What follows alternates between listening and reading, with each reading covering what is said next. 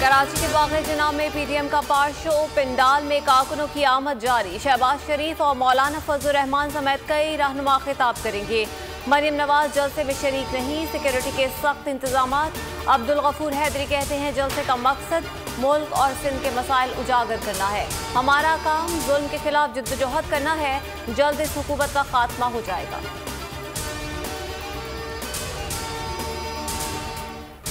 मौलाना फजलुर रहमान का काम फितना फैलाना है, उनकी हैसियत 4 सीटों से जायद नहीं। शहबाज दिल के वार कहा कि ये लोग कराची में किसके खिलाफ जलसा कर रहे हैं, लगता है उनकी सारी मुहिम पीपल्स पार्टी के खिलाफ है। आज़ाद कश्मीर इलेक्शन के बाद मरीम नवाज को इस्तीफा देकर अलग हो जाना चाहिए। उस्मान बुज़दार बोले कि पीडीएम का शरासा बिखर चुका, आवाम को जलसों में कोई दिलचस्पी नहीं। आज का जलसा भी पहले की तरह नाकाम होगा। ये बाबाए कौम का शहर है, कमाऊ शहर के साथ सौतेलिमा का सलूक हो रहा है। शहबाज शरीफ कराची के मसाइल पर आबदीदा हो गए, कहा आइंदा इलेक्शन में मौका मिला तो शहर की किस्मत बदल देंगे। दुआ है मेरे मरने से पहले कराची शहर बदल जाए।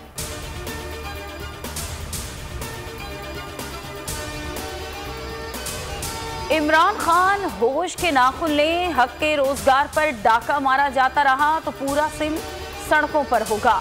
बिलावल भुट्टो की वार्निंग, कहा सूबों से ज्यादती का सिलसिला बंद किया जाए। आमिराना रवैयों से एहसास महरूमी जन्म ले रहा है, आवाम को तनहा नहीं छोड़ेंगे। वजीर आला मुराद अली शाह बोले कि हम सिलेक्टेड नहीं कि आवाम से दूर रहें, जो खुद सिलेक्टेड हैं वो हमसे कैसे हिसाब मांग सकते हैं। आवाम से पूछता हूँ 3 सालों में क्या कोई रिलीफ मिला?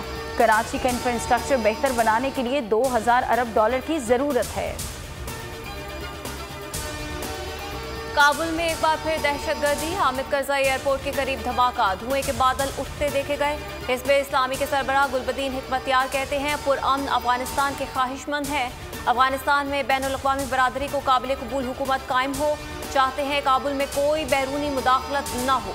यूरोपीय ममालिक अपनी पॉलिसियों में तब्दीली लाएं, अफगान अवाम अपनी तकदीर का फैसला खुद करें। बैरूनी अफवाज के इनखला के बाद दाइश का बहुत जल्द खात्मा हो जाएगा। भारत यकीन दिलाए अफगानिस्तान के मामलात में मुदाखलत नहीं करेगा।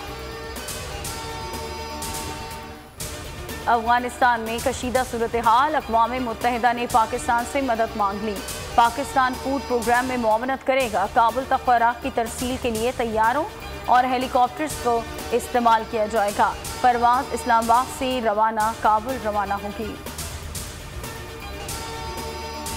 कराची और हैदराबाद में कोरोना के बढ़ते केसेस, नए एसओपीज जारी। कारोबारी औकात रात 8 बजे तक होंगे। जुमा और इतवार को छुट्टी होगी। दीगर अजला में दुकानें 10 बजे तक खुली रहेंगी। रेस्टोरेंट में जाने के लिए वैक्सीनेशन कार्ड साथ रखना होगा। दोनों शहरों में इंडोर शादियों पर मुकम्मल पाबंदी बरकरार। ज्वाइन खुल गए, नवाबशाह के करीब माल गाड़ी से लाखों का हजारों लीटर तेल बह गया। ड्राइवर, असिस्टेंट ड्राइवर, गार्ड और स्टेशन का अमला रसाव रोकने की कोशिश करता रहा। आग लगने के खदशे के पेश नजर सिक्योरिटी सख्त कर दी गई। और रावलपिंडी और इस्लामाबाद में मूसलाधार बारिश, जल थल एक हो गया। नशेबी इलाकों के घरों में पानी दाखिल, बरसाती नाले में बच्ची डूब गई। नाला लई 9.5 फुट तक बुलंद हो गया। DHQ अस्पताल में भी बारिश का पानी। सिंध में 1 सितंबर से बारिश की पेशगोई। थरपारकर, उमरकोट, सांगल समेत दीगर अजला में बरसात का इम्कान। कराची में 1 से 3 सितंबर हल्की और दरमियाने दर्जे की बारिश की तवक्को। सब्सक्राइब करें और बेल दबाएं ताकि कोई खबर रह न जाए।